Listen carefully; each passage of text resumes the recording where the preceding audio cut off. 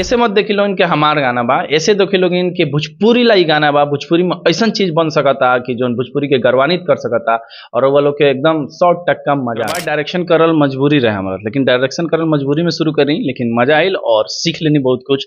तो ओकरा बाद अब थोड़ा सा हाथ में आ गइल बा पावर ओवर की डायरेक्शन भी कर लेवे के बा। तो ओकरा साथे फिर से हमनी के एक्टिंग करी शुरू कर देल बानी सन। अब सीला हाउ गाना हमनी के बनेले सन, देख लो हम लोग तो में स्टोरी नहीं के में थीम बा, लाल किला ताजमहल कौन कौन जगह, फिर से गाना बनेले सन मिलन आसमान में। तो में स्टोरी रहे, वो स्टोरी वाला चीज रहे। फिर बनिहारी बने रहनी सन मनी महाराज के लेके, फिर मौत के तमाशा बने रहनी सन मनी महाराज के लेके। तो सब गाना में हमनी डायरेक्टर रहनी सन, तो सब गाना कहनी सन। तो मैं कहानी रहे, स्टोरी रहे, कुछ में थीम रहे। अभी काला चश्मा कहले रहनी सन मनी महाराज के, तो में स्टोरी ना थीम रहला, एगो थीम। तो थीम बेस्ड गाना रहला, डांस वाला। अभी सैड सॉन्ग रहला तो में स्टोरी रहला। प्राउड बा कि हम मोतिहारी शहर से बानी और इतना हेल्प करता आज के डेट में अभी कि एगो ड्राइवर जो आयरलन गाड़ी लेके हमें, वो लोग आके फाइट सीन कैलस के आजाद भाई मारो हमनी के, पीटो हमनी के, मतलब कि वीडियो बढ़िया बनावत, ऐसा वीडियो बनल भाई जर्नी रहल भाई। लेकिन बड़े बड़े जो कलाकार हैं लगातार अश्लील गाने लेकर आते हैं और अच्छे खासे व्यू जाते हैं, लेकिन आप इतने अच्छे गाने गा रहे हैं, 50,000 व्यू गया है एक दिन में, कैसे सर्वाइव करेंगे भोजपुरी इंडस्ट्री के? इतना लोग हमरा के कमेंट करता है, इतना प्योर कमेंट बा वो लोग के, इतना साफ सुथरा अप्रिसिएटेड कमेंट बा वो लोग के। तो ताकत बनता हमारू 50,000 व्यूज हमरा 5 मिलियन से ऊपर बाटे। और भोजपुरी गर्व महसूस करे, भोजपुरी के ऑडियंस कह सके बॉलीवुड वाला लोग के, साउथ वाला लोग के, हमनी कने ऐसा गाना बनेला। हमनी कने खाली ढोड़ी चोली और एक एगो फार्म हाउस में एक एगो बड़ा मॉडल बड़ा लाइट लगा के सिर्फ काम ना होला, ऐसा काम होला जन रियल लागे और रियल लोकेशन पे भी शूट होला। कहानी आता है गाना सुनकर, मतलब गाने सुनकर कहानी दिमाग में चलने लगता है कि इस पे कैसा स्टोरी चाहिए, क्या क्या चाहिए। दोस्तों हम बात करेंगे भोजपुरी इंडस्ट्री के बारे में, और ये भोजपुरी के एक हैंडसम का एक्टर डायरेक्टर कहे जाने वाले आजाद खान बिहारी बॉय हमारे साथ हैं और इनसे बात करेंगे।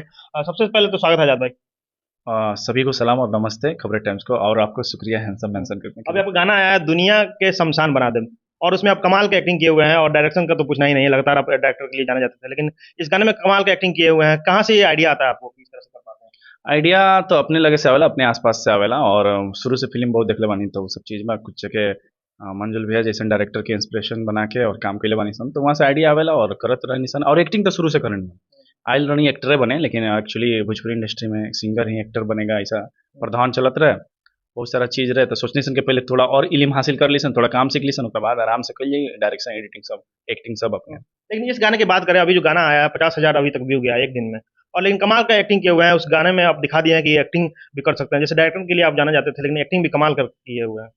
जी, पहले मैं एक्टिंग के ही लिए ही जाना जाता था। टिकटॉक पे बहुत वायरल रही हम, मिलियंस में फॉलोअर्स वगैरह, व्यूज जाए बहुत सारा, एक्टिंग बहुत ठीक ठाक करी, लोग अच्छा लगे लोग के एक्टिंग करल। ओकरा बाद डायरेक्शन करल मजबूरी रहे हमारा, लेकिन डायरेक्शन करल मजबूरी में शुरू करी, लेकिन मजा आयल और सीख लेनी बहुत कुछ। तो ओकरा बाद अब थोड़ा सा हाथ में आ गइल बा पावर ओवर की डायरेक्शन भी कर लेवे के बा। तो ओकरा साथे फिर से अपनी के एक्टिंग करी शुरू कर देल बानी सन। लेकिन इस गाने की बात करें तो गाने 3 मिनट के हैं, लेकिन एक कहानी को दर्शाया गया है, जेल से लेकर पूरा एकदम लोकेशन अलग अलग लोकेशन पर दर्शाया गया। आप गाने एक ही गाने में फिल्म को दिखा देते हैं। जी, अब काम ऐसा करे के बा कि भोजपुरी गर्वान्वित हो, भोजपुरी गर्व महसूस करे, भोजपुरी के ऑडियंस कह सके बॉलीवुड वाला लोग के, साउथ वाला लोग के, हमनी कने ऐसा गाना बनेला।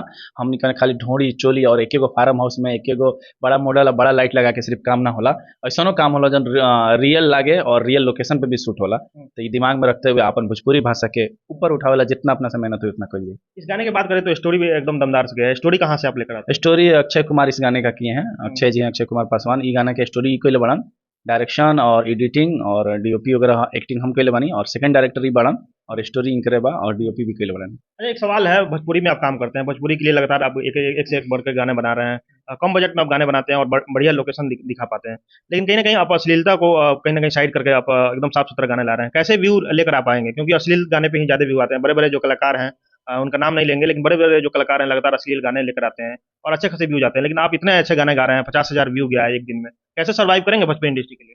50,000 व्यूज हमारा 5 मिलियन से कम नहीं है। ऊपर कमेंट जाके देखा, इतना अच्छा अच्छा कमेंट बा। असल बात बा हमारे कोनो फैन फॉलोइंग नहीं है बहुत बड़ा, और नया कलाकार बनी, तो नया कलाकार होने के बावजूद भी इतना लोग हमरा के कमेंट करता है, इतना प्योर कमेंट बा वो लोग के, इतना साफ सुथरा अप्रिसिएटेड कमेंट बा वो लोग के। तो वो ताकत बनता हमारू 50,000 व्यूज हमरा 5 मिलियन से ऊपर बाटे।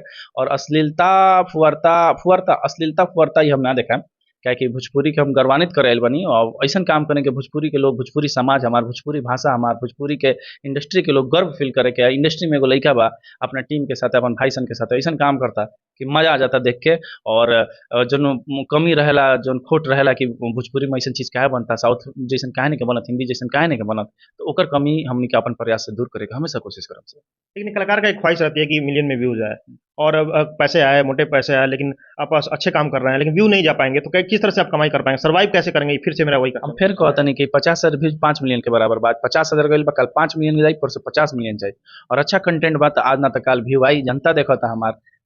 ई ला शेयर कर दी जनता कि एकरा के व्यूज दिवावा, एकरा लगे पैसा आओ कि अच्छा चीज बनाओ, हमने ला बढ़िया चीज बनाओ। तो जनता से रिक्वेस्ट बा कि तनी शेयर और कर बोलो, तो 2-4 गो पैसा आई तो ऐसा चीज बनाएम सन। कहें गाने के जो शुरुआत आप किए डायरेक्शन में, किस तरह से अनुभव आ पा रहा है कि भोजपुरी के एक से बढ़ के गाने लेकर आ रहे हैं? अनुभव हमरा बहुत, हमनी के फिल्मी लइका बानी सन, अक्षय बड़ान हम बानी सन, बचपन से बहुत फिल्म देखले बानी सन, तो फिल्मी लइका रहनी सन शुरू से। और थोड़ा सा मंजू ठाकुर एगो डायरेक्टर बड़न बहुत बड़ा अपन भोजपुरी इंडस्ट्री के, गुरु जैसन बड़न, हमार बड़ भाई जैसन बड़न, तो उनकरा से इंस्पिरेशन लेनी सन, उनकरा से इंस्पायर बनी सन, काम करनी सन, और अच्छा चीज करे की कोशिश होता। अच्छा, सब कोई जानना चाहता है कि आजाद भाई जो डायरेक्शन करते हैं, एक्टिंग करते हैं, उसको आप चश्मा पहन लीजिए और थोड़ा और स्वैग बिल्ड हो जाएगा आपका। कहेंगे कि जो आप डायरेक्शन करते हैं, जो आप इंस्पिरेशन लेते हैं, कहाँ से इसको कर पाते हैं? क्योंकि जो सब कोई जानना चाहता है कि सीखे कहाँ से हैं आप ये जो सीखले तो हमनी के हालात से बानी सन, अपना सीखले बानी सन, बहुत सारा फिल्म देख के सीखले बानी, घूमले बहुत बानी, तो घूमला पे बहुत सारा चीज ऑब्जर्व कैल बानी, ऑब्जर्व केले के बाद दूसरा चीज एगो मंजुल ठाकुर बार बार नाम मेंशन करतनी, उनकर मेकिंग देखनी, उनकर डायरेक्शन देखनी, तो बहुत प्रभावित केले हमरा के, तो उनकरा से 1 महीना उनका सेट पर रह के हम काम सीख लेंगे वहाँ से। अच्छा, इस गाने के बारे में बताइए, सिंगिंग कहाँ के सिंगर हैं ये जो सिंगिंग किए हुए हैं? उसके बाद शिल्पी राज डुएट की हुई है। इस तरह गाने के हम पूरा जोड़ नहीं जाना चाहते। बहुत ही प्यारा राइटर बड़ा, सबसे पहला राइटर के आभार विनय निर्मल जी, वो इतना अच्छा शब्द से संजोलन और कंपोज करें गाना के कि मजा आ गई, तो विनय निर्मल के बहुत बड़ा आभार, भाई है मेरे वो, तो उनकर बहुत बड़ा आभार बा कि इतना प्यारा गाना लिखलन हो। ओकरा बाद ई गाना के गैलन विकास चतुर्वेदी, डॉक्टर विकास चतुर्वेदी गोरखपुर वाले, वो भैया गैलन अपन आवाज में मस्त, ओकरा बाद ओकर म्यूजिक दिलन अशोक राव भैया, ये लोग म्यूजिक दिलन लोग अशोक राव भैया, फिर गाना हमनी तक पहुंचल बनावेला, एक्टिंग उक्टिंग करला, तो अक्षय एकर कहानी लिखलन और डायरेक्शन कलन, डीओपी कलन, एडिट कलन, और हमू डायरेक्शन एक्टिंग एडिट कैनी है, बाकी साथ में रहे लोग अथी रहलन, मंटू रहलन, कार्तिक रहलन, साहेब रहलन, भीम रहलोग, फिर से संदीप रहलन, अंकित रहलन, मनोहर रहलन, और बहुत लोग मोतिहारी के एक एक बच्चा बहुत सपोर्ट करे वाला लोग, मोतिहारी के सब भाई के दिल से धन्यवाद जो इतना बड़ा गाना बनावे में इतना साथ दिला सन। ये गाना में जो गाड़ी के सीन बा ओकर ड्राइवर तक आके फाइट सीन में लड़ल लोग, तो लोग के दिल से धन्यवाद, इतना बड़ा गाना बना के सारा श्रेय उ लोग के जाता। यानी मोतिहारी के जो लड़के हैं आपको पूरा हेल्प किए, पूरा जिस तरह से हमार शहर हमरा से बहुत प्यार करला, अब प्राउड बा कि हम मोतिहारी शहर से बानी, और इतना हेल्प करता आज के डेट में अभी कि एगो ड्राइवर जो आयरलन गाड़ी लेके में वो लोग आके फाइट सीन कैलस कि आजाद भाई मारो हमनी के, पीटो हमनी के, लेकिन वीडियो बढ़िया बनावत, ऐसा वीडियो बनल भाई जर्नी रहल भाई गाना के। कितना दिन लगे इस गाने को शूट करने में? 3 दिन में शूट कैले बानी सन गाना, 2 से 3 दिन में हमने के शूट करनी सन गाना। अच्छा भाई, बात करें कहानी की, अब लगातार कहानी के लिए जाने जाते हैं और डीओपी तब कमाल के करते हैं, कहानी कहाँ से लेकर आप आते हैं? कहानी आता है गाना सुनकर। हाँ ठीक है, कहानी आता है गाना सुनकर, मतलब गाने सुनकर कहानी दिमाग में चलने लगता है कि इस पे कैसा स्टोरी चाहिए, क्या क्या चाहिए, तो ये गाने सुनने के बाद अधिकतर सैड वाला ही स्टोरी रहता है। नहीं उतना अभी तक नहीं, 2-3 है बस। साइड में स्टोरी रही ना, अब गाना वाला में कथी स्टोरी डलबा, उसमें एगो थीम रही, जैसा गाना अब सीला हो में थीम रहे, स्टोरी ना रहे, तो मैं थीम में डलबा, साइड में स्टोरी मिल जाला कि कहानी रहेला कि लड़का के साथ का बोल, लड़की के साथ का बोल, तो उदास हो गया उसके साथ ऐसा सिचुएशन, तो कहानी रहेला। अब सीला हो गाना हमनी के बनेले सन, देख लो तुम लोग, तो हमें स्टोरी नहीं, में थीम बा लाल किला, ताजमहल, कौन कौन जगह, फिर से गाना बनेले सब मिलन आसमान में, तो हमें स्टोरी रहे, वो स्टोरी वाला चीज रहे। फिर बनिहारी बने रहनी सन मनी महाराज के लेके, फिर मौत के तमाशा बने रहनी सन मनी महाराज के लेके, तो सब गाना में हमनी डायरेक्टर रहनी सन, तो सब गाना कहनी सन, तो मैं कहानी रहे, स्टोरी रहे, कुछ में थीम रहे। अभी काला चश्मा कहले रहनी सन मनी महाराज के, तो मैं स्टोरी ना थीम रहला, एगो थीम, तो थीम बेस्ड गाना रहला, डांस वाला। अभी सैड सॉन्ग रहला तो मैं स्टोरी रहला।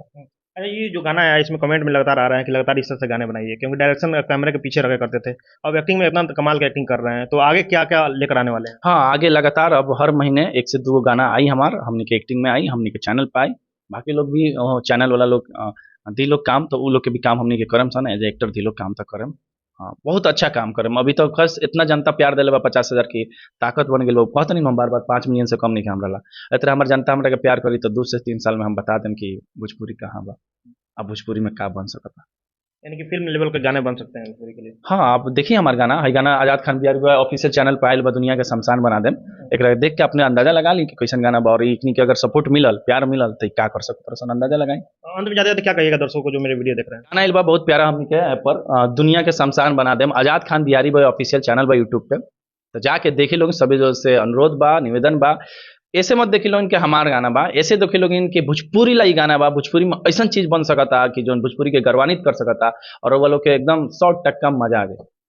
ये मतलब आजाद खान बिहारी बॉय थे और ये कमाल की एक्टिंग कर रहे हैं और डायरेक्शन तो करते ही थे और कमाल का गाना बन के आया। आजाद खान बिहारी बॉय पर इस गाने को रिलीज किया गया है और अच्छे खासे व्यूज आ रहे हैं और इनका मानना है कि कम व्यू ही जाए लेकिन आने वाले दिनों में ये मिलियन मिलियन व्यू लेकर आए और अच्छे अच्छे गाने लेकर आ रहे हैं और कमाल हमनी के का अभी अभी अभी हमनी के इथी नहीं हमने लगे प्रोड्यूसर नहीं थे कि जो 4 लाख 5 लाख रुपया हमनी के पीछे लगा दे हमने लगे प्रोड्यूसर नहीं थे कि हमनी के प्रमोट करे जैसे इवेंट करा दे या रील्स पर प्रमोशन लगवा दे या फिर यूट्यूब पे लगा दे वैसे प्रोड्यूसर नहीं थे लोग अभी हमने लगे लेकिन अपना मेहनत से हमनी के कर तनिसन और अच्छा व्यूज जाई और पब्लिक प्यार दी तो कल प्रोड्यूसरों मिली लोग वैसे पैसा दी लोग तब देखो वीडियो बनाओ तनिसन। यानी कि आजाद भाई कहना चाहते हैं कि अगर पैसे हो तो अच्छे अच्छे गाने लेकर आ सकते हैं। हाँ अब हमनी के अपना मेहनत के दम पर बिना पैसा कैसे बनाते अच्छा एक क्वेश्चन करेंगे ये गाने में कितने बजट लगे हैं? सोच से परे बा गाना में पैसा सोच से परे अंदाजा ना लगे केहू लगे जेबा तो 2 लाख 3 लाख से कम ना बताइए हमनी गाना बनेले वाली सन 30-40 हजार चलिए सर इतना अच्छा ऐसा गाना बनेले वाली सन जुगाड़ पर बनेले वाली सन अब ओइमे हमनी के फीस नहीं के अब दूसरा के काम करने सन तो हमनी के लाख रुपया फीस लेनी सन अब वो ऐड करम सन तो हो जाए 1,30,000 में फिर गाड़ी के भाड़ा ऐड करी सन लोग के ऐड करी सन तो 2-2.5 लाख पहुंचिए जाई लेकिन दोसर के बनाई तो 5 लाख से ऊपर चल जाए हमनी के 2.5 लाख 3 लाख में बड़ा बड़ा कलाकार बनाएगा तो हाँ तो वो अलग चीज है आपका बहुत सारा चीज बा। चलिए वीडियो में तमाम ऐसे बातें हुई इनका गाना आया है गाना को ढेर सारा प्यार दीजिए आप वीडियो कैसा लगा कमेंट में अपना राय दीजिए आप काफी टाइम देख रहे थे बहुत बहुत शुक्रिया।